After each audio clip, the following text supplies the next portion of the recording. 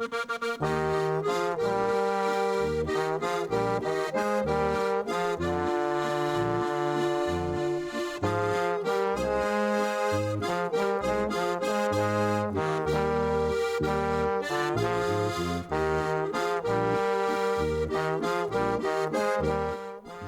oh mei, oh mei, oh mei, oh mei. Ist das wieder langweilig? Und bei denen zwei da drin geht auch nichts weiter.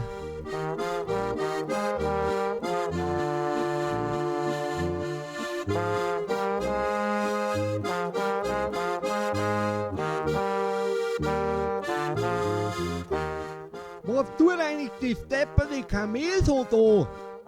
Ich sag grad, Handy verblödet. Haben sie jetzt das im Morgenland auch so, oder was?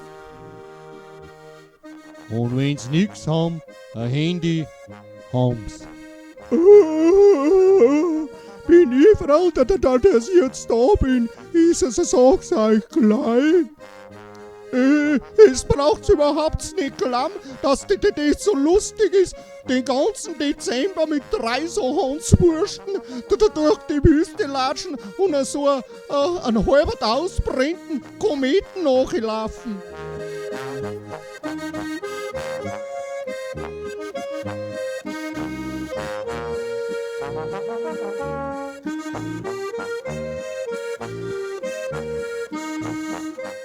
Am Himmel rührt sich nix, der Stern ist wie umgenagelt.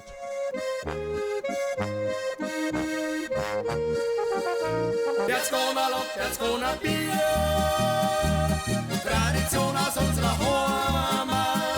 Wer Sommer trinkt, der steht am Bier. Narisch gut ist unser Bier. Was bedeutet eigentlich der silbergraue Gamsbock? Der gehört ja gar nicht daher. Du musst schon fast sagen, der schaut aus. Der schaut aus wie hergehackt und zugelernt.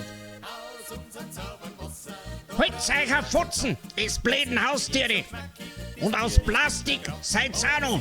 Da feilt's ein Haus weit. Sollte man nie einmal eine halbe saufen? Hä?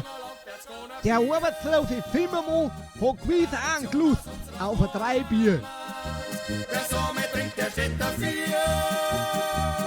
Narisch gut ist unser Bier. Jetzt gonna Bier.